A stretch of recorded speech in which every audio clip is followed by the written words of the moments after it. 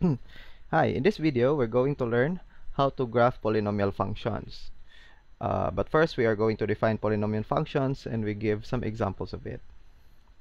Now, we define what a polynomial function. We already learned what a function is.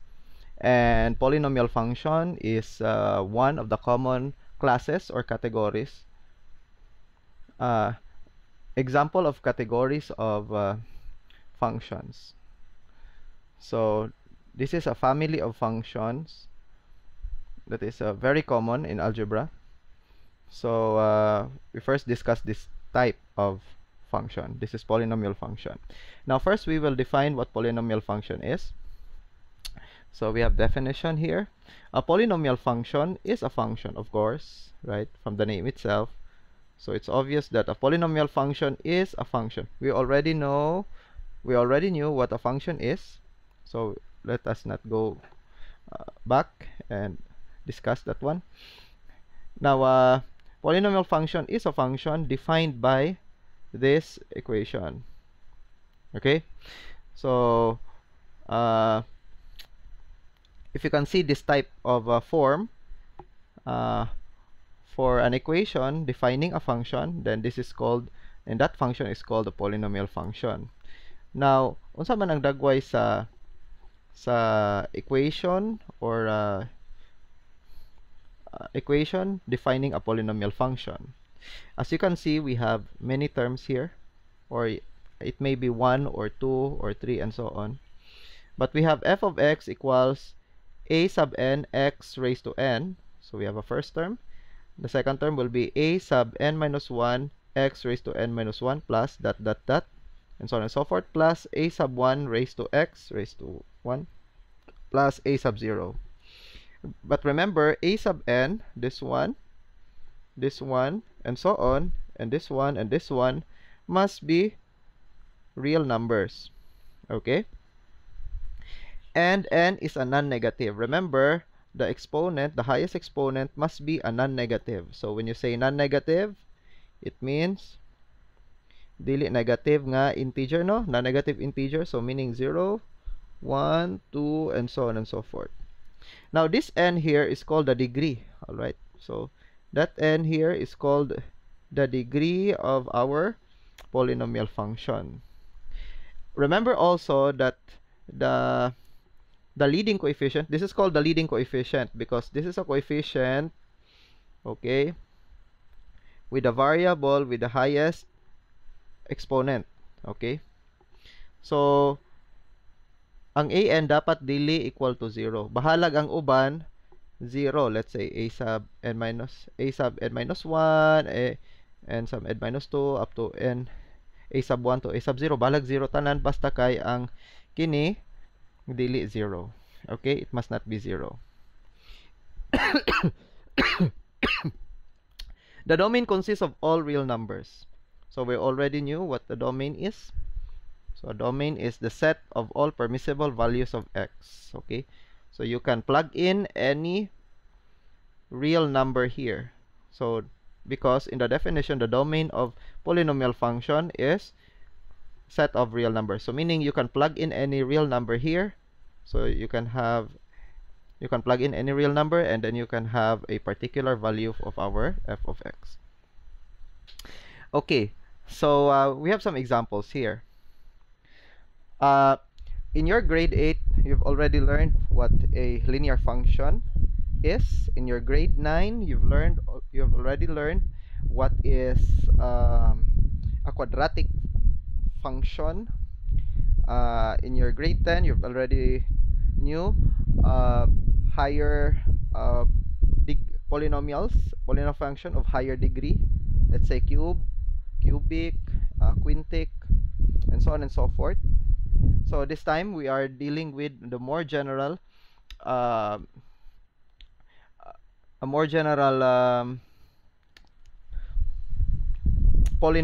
function. So all of those things, linear, quadratic, cubic, and so on, are all considered polynomial function because inani man to silag forma. Okay, so we have some examples here. Okay, for number 1, we have f of x equals 2x cubed minus 6x squared minus 10. So this one is considered a this this equation here defines our function f, and this function f is a polynomial function. Why? Because ang equation nga nag-define sa iya inani magporma, di ba? So let us just compare to be clear. Okay, so as you can see, we have the highest exponent here is obviously 3. So your n here is 3 because you can have n which is a non-negative integer. So pwede 3. Alright, so in this example, 3 ang highest exponent. The next is n minus 1. So nagsunod, so 3 minus 1, so 2. Kaya lang, dere wala siya x raised to 1. Pero you can insert here a term containing x raised to 1. Okay, so that is 2x cubed, 6x squared plus 0x minus 10. So pwede ka maka-insert. So basically, if you can observe, this one is just the same as this one, and this one is just the same as this one. So kini mauman ni siya nya pareha man si ani. So meaning polynomial. So meaning kini siya nga equation kani is defines a polynomial function. Okay, with a degree of 3. Kay ang highest exponent niya kay 3 man. So meaning the degree of this polynomial function f defined by f of x equals 2x cubed minus 6x squared minus 10 has a degree of 3. Okay? So ang tawag ani kay cubic polynomial function,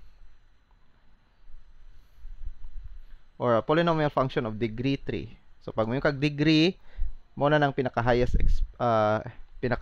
na exponent sa equation. Now, number 2, we have f of x equals x squared plus x. So this one, as you can observe, is actually this one, right?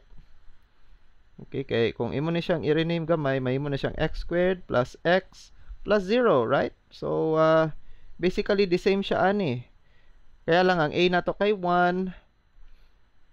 Okay, sa number 1, by the way, ang a sub n na to kay kini no, nagtapad sa x nga na highest exponent. So mo na tong a sub n. Dere 1 1 pod automatic, then ang atong a sub 0 kay 0 pod siya.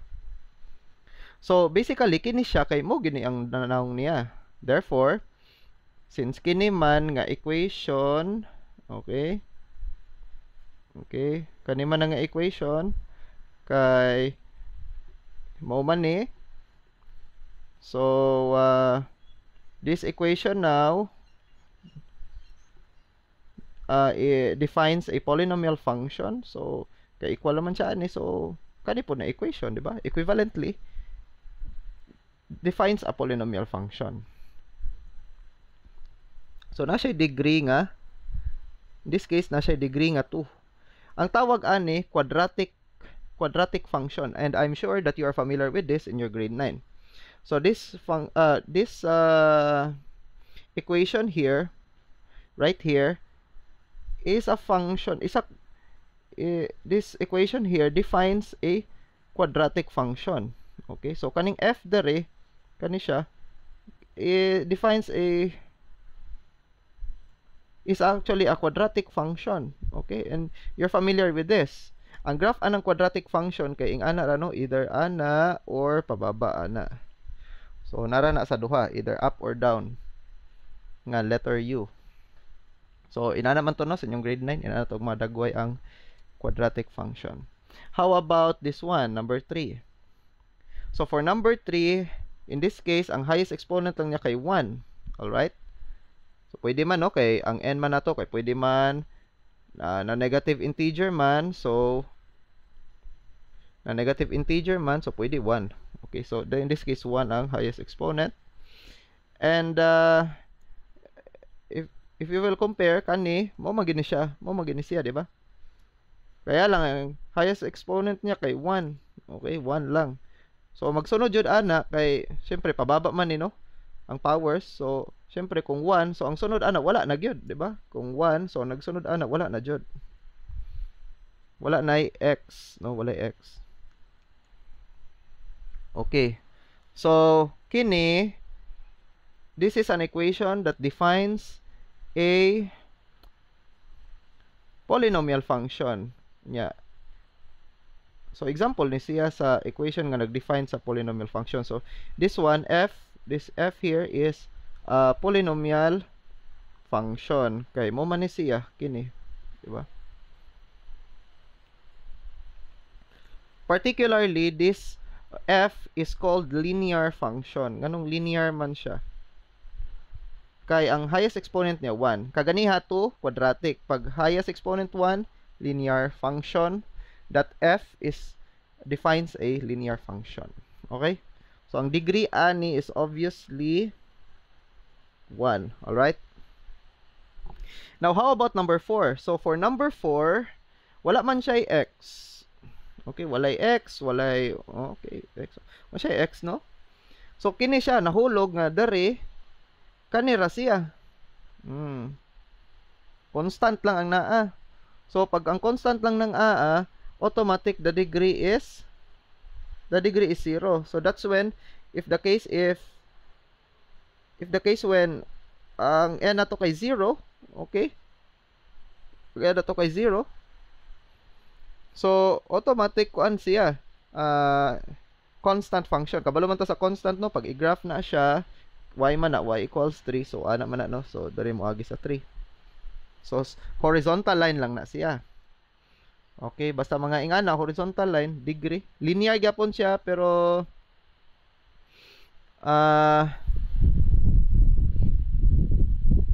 by definition dili siya linear, no, constant function lang gid siya.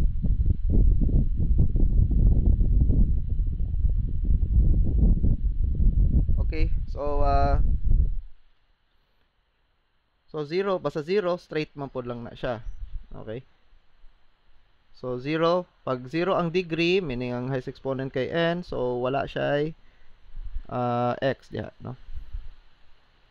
So ingana, no, basta polynomial. So ang bottom line lang gyud kay kini, basta ingani ang forma sa imong expression or inani ang forma sa atong equation, particularly you look at the right side, basta inana ag dagway. Okay, so kana siyang function, kana siyang equation defines a polynomial function. Okay, so that is the definition of polynomial function. So dili pwede nga so dapat natay mga non-examples, no. Okay, so mga non-example, let's say this is not a polynomial function, ha, kani nga f, if this is the case. 3x negative 2 plus x plus 5. So this one is obviously, f here is not a polynomial function because this equation is not this. Alright? Because, no, if you look at this one, ang n nato kay, okay, dili pwede nga ang n nato or any exponents here kay negative. Dapat mga non-negative, no? Ang n non-negative. So kung pag minus n minus 1 na siya, non-negative man japo na. So dili, in other words, dili pwede nga ang exponent nato kay negative, kay kung i-rewrite man gud nimo, mahimo man gud ni siyang unsa? 3 over x squared plus x plus 5. Gawas lang kung ingani. So kini dili ni siya. So ang f here is not a polynomial function. Gawas kung ingani. Let's say f of x equals 3, pwede pa ni siya ma-consider x negative 2 plus x plus 5. Ngano man? Because f here can be considered as a polynomial function because we can rewrite this as 3x squared. Diba? Pag isa ka nimo ma-positive. So, basically, kini, mo manggid ni po, diba? Oh, so, usahay, dili po na ma-judge na to nga pag negative ang exponent, dili na dayon siya kuan, dili, no? Depende kung maporma siya ag paing-ani ang dagway. So, yeah. Since kini og kini kay pareha raman mo gani equal. So,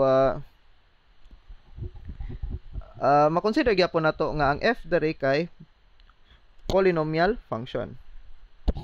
Okay, so this f here is considered as polynomial function. But for this, dili na to ma-consider kay kung i-rewrite nato nya himo na to siya non-negative exponent na nasa baba inoon, which is dili siya inanig forma. Kay nara man ni sila sa taas, no? Numerator man na over 1 over 1 over 1 over 1, no? Anyway, okay ra ni siya nga fraction kay a sub 0 can be any real number. Okay? So itandi lang nimo siya diri nga form. Kung real number siya, so kung inana siya nag-y, so polynomial function siya.